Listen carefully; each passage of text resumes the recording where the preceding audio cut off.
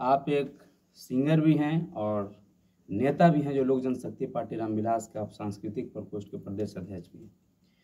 तो ये बताइए कि हम चर्चा कौन विषय पर करें आपसे? जो आपको अच्छा लगे करिए। चलिए, तो सबसे पहले तो आप कलाकार ही बने थे, नेता तो बाद में बने। तो ऐसे बताइए कि आप जो कलाकारी लाइन में आए, क्या मतलब कब से मतलब ये लाइन में आप हैं? कलाकारी लाइन में लगभग करके हम 2015 से ही हैं, बशर्ते 17 में गाना गाए थे, ठीक है। अच्छा। हालांकि बचपन से मतलब शौक था, बचपन से गा रहे थे, लेकिन एल्बम निकाले थे 17 में। सबसे पहला एल्बम कहाँ से निकाले थे और कैसा एल्बम था? सबसे पहला एल्बम चित्रा फिल्म से निकाले थे, जो कि बाकरगंज में है। एल्बम का नाम था जिला जहानाबाद मशहूर है। अच्छा। उस समय गाना गाए थे, उस पर रिस्पांस कुछ नहीं मिला था, फिर धीरे धीरे करके रिस्पांस मिलने लगा, ठीक है। तो जब इतना आपका पहचान जो बना बिहार में, उत्तर प्रदेश में, झारखंड में, कब से मतलब आपको लोग पहचानने लगा? जब से आदरणीय स्वर्गीय रामविलास पासवान जी का देहांत हुआ। अच्छा। उस समय हमें गाना गाए थे रामविलास जी सपनमा भैरन राम, वही गाना से पहचान बनाया, मतलब बहुत प्यार मिला, सपोर्ट मिला लोगों का। और आज वही गाना से मतलब कहिए कि मतलब हमेशा आगे बढ़ते चले गए। चलिए, तो आप सिंगर हैं, आपका बहुत अच्छा छवि है, तो ये राजनीतिक में आप कैसे आ गए? भाई देखिए, कितनों कोई सिंगर हो, ये ऐसा लाइन है ना कि लास्ट में अगर आप सिंगर हैं, एक्टर हैं, जो भी हैं, लास्ट में आपको राजनीतिक में जाना ही है। तो हम लास्ट में क्यों जाए, हम फर्स्ट में कहाँ न चले जाएं। बस यही है। गाना गाने के बाद मैं सोचा कि चलो भाई, भैया के लिए काम कर रहे हैं, तो फिर नेतागिरी में भी आना चाहिए, है ना। राजनीतिक में आ गया। तो बहुत खुशी की बात है कि आप अभिनेता से नेता बने। तो अब अभिनेता जैसे अभी हमारे भोजपुरी कौन कौन गाना गाते हैं? भोजपुरी, मगही? हम ज़्यादातर मगही गाते हैं। मगही गाते हैं। आपका मतलब जो भोजपुरी में हो या मगही में हो, सबसे फेवरेट आपका सिंगर कौन है? आप तो खुद एक कलाकार हैं, एक सिंगर हैं, लेकिन आप किनको पसंद करते हैं? देखिए, जिससे हम देख करके सीखे हैं, हम आज तक ना कहीं क्लास करने गए हैं, ना कुछ करने गए हैं। जो भी गाते हैं, जो भी हो, आज तक मुझे हारमोनियम का भी जानकारी नहीं है, सारेगामा जो भी है मुझे नहीं पता है।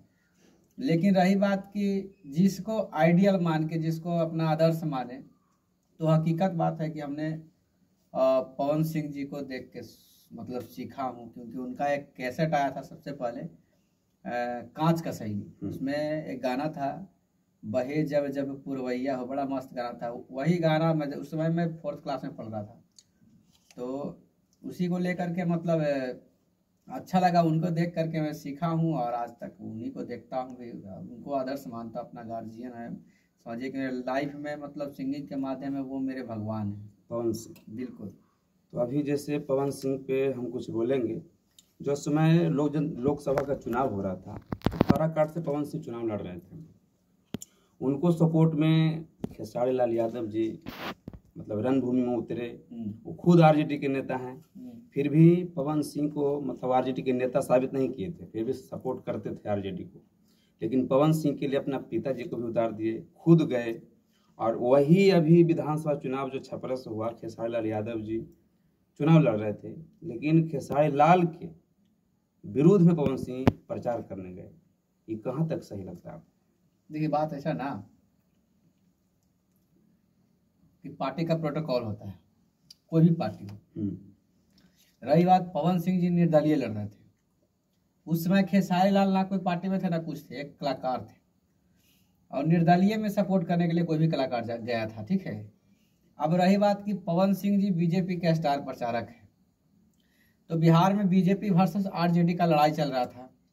तो ऐसे में क्या बोलते हैं, ये जो खेसारी लाल यादव जी थे, वो मतलब कि आरजेडी के सिंबल से चुनाव लड़ रहे थे, और सामने बीजेपी से छोटी जी थे। तो जाहिर सी बात है भैया कि जब अगर आप समझते होंगे कि पार्टी का एक प्रोटोकॉल होता है, तो जब आपके पार्टी का जब सामने लड़ रहा है, तो उस टाइम कहा गया है, एक महाभारत में भी देखा हूँ कि सामने का जो अगर भाई भी हो ना, तो वो आपका दुश्मन हो। दुश्मन तो सही है, लेकिन पवन सिंह के साथ में वो सपोर्ट किए थे, उनके समय में सपोर्ट किए थे, इनके समय में तो यानी भाई से बड़ा पार्टी हो गया ना अभी के डेट में। नहीं ऐसा नहीं है, मैं क्या बोल रहा हूँ, अगर खेसारी लाल यादव निर्दलीय लड़ते तो जरूर पवन सिंह जी प्रचार करने जाते, लेकिन भाई भाई में लड़ाई वहां हो रहा था, कैसे क्या करेगा, है ना। तो यही ना अभी जनता के बीच में यही ना मैसेज गया कि भाई भाई, यानी पवन सिंह बोलते थे कि खेसारी लाल मेरा छोटा भाई है, लक्ष्मण है, लेकिन आज लक्ष्मण के विरोध में वो प्रचार करने लगे। तो जनता को यही ना लगा कि भाई के सामने, मतलब पार्टी के सामने भाई का कोई वैल्यू नहीं है। मैंने एक बार ही कह दिया आपको कि पार्टी का प्रोटोकॉल है, मैं भी पार्टी में हूँ, पार्टी के विरोध कोई काम नहीं कर सकता जब तक पार्टी का आदेश न हो, तो सबका प्रोटोकॉल है। आप बताइए, आरजेडी में रह के कहिएगा तो खेसारी लाल यादव जी को, अभी आरजेडी में थे ना, कहते कि एक आगो बीजेपी के सिंबल पे जाके प्रचार कर देते नहीं तब वो, लेकिन ये भाईचारा अगर नहीं पवन सिंह, तो मेरे हिसाब से लगता है कि भाईचारा को नहीं निभा पाए पार्टी, मतलब भाई के सामने पार्टी को आगे रखे, इसे यही ना हुआ। पहले ही बोल दिया कि सबका प्रोटोकॉल है।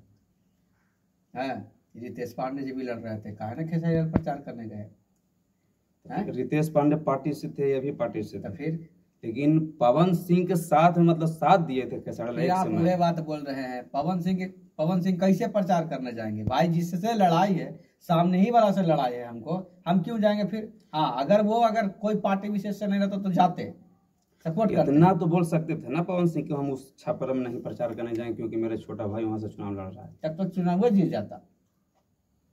अगर इतना बोल देता कि हम नहीं जा रहे थे तो चुनाव जीत जाता, फायदा मकसद था कि खेसारी लाल वहां से हारे। तो हमको यही ना कहने का मतलब हुआ कि यानी भाई के सामने पार्टी ऊंचा है। भाई चुनाव में ना कोई भाई है ना कोई दुश्मन होता है, समझ गए। रही बात चुनाव है, चुनाव में सामने वाला समझिए अगर क्षेत्र में उतरा हो तो दुश्मन है।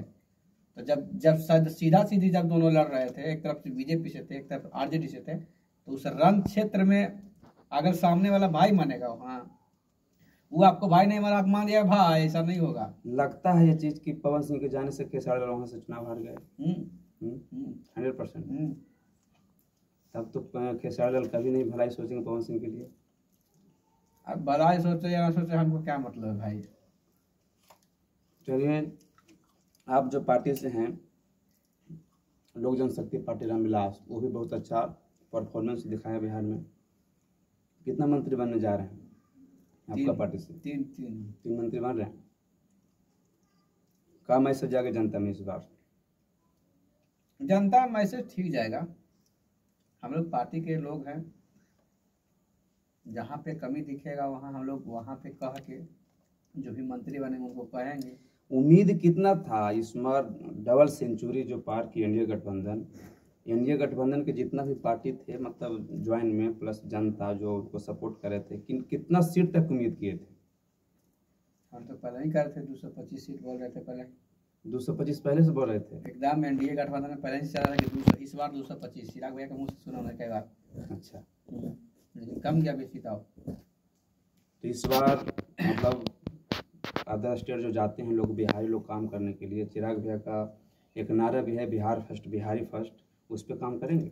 बिल्कुल करेंगे। तो जनता मतलब हमारे बिहार में जो भी गरीब मजदूर हैं वो भी आशा रखें इस बार कि हम लोग को अब रोजी रोजगार बिहार में मिलेगा। भाई एक भाई थोड़ी अब मिल जाएगा, धीरे धीरे करके मिलेगा। केकरो सरकार बन जाएगा तो थोड़ी ऐसा ही है कि मतलब कहेगा कि एक तरह पलायन रोक दे, नहीं, धीरे धीरे करके रुकेगा। बिहार में फैक्ट्री वगैरह आएगा, धीरे धीरे स्रोत होगा बिहार में कमाने के लिए, सब कुछ खुलेंगे, इंफ्रास्ट्रक्चर जो भी हो यहाँ बनेगा, तब जाके धीरे धीरे पलायन रुकेगा। एक भाई कोई कह देगा कि हम लोग देंगे तो कितनों कोई प्रधानमंत्री जाके रोक देंगे। अच्छा ठीक है, आप बताइए कि आप कब चुनाव लड़ने वाले हैं बिहार में? हम अभी चुनाव तो फेरा में नहीं है। आप क्यों? आप इतना पार्टी के प्रदेश अध्यक्ष हैं, सांस्कृतिक प्रकोष्ठ के जिलायन में आप न्यूलैंड के प्रदेश अध्यक्ष, आपको भरोसा करके चिराग भैया बनाया है, इतना तो उम्मीद होगा कि 2030 में लड़ेंगे, 2035 में लड़ेंगे, 29 में लड़ेंगे। मतलब देखा, हमारा मन से पूछवा तो सब कुछ हो जाता, तो कोई बातें नहीं। पार्टी के आदेश होगा, क्या होगा नहीं होगा हमारे राष्ट्रीय अध्यक्ष जी का, मैं उनके बात को सर्वमान मतलब रखता हूँ। अगर चिराग भैया बोलेंगे कि कुंदन पासवान जाओ यहाँ से सीट चुनाव लड़ो विधायक में, तो क्या आपका क्या मन रहेगा? एकदम लड़ जाएंगे भाई, यार में कोनो दिक्कत है? पूरा एकदम दिल खोल के? एकदम दिल खोल के लड़ेंगे, आज जीत के आएंगे। एक बार आदेश तो नहीं दे के देखे भैया। चलिए, बहुत खुशी की बात है कि आप, मेरे तरफ से शुभकामनाएं, नेक्स्ट बार आपको सीट मिले लोजपा से और विधायक बन के आइए। बिल्कुल, धन्यवाद। चलिए ठीक है।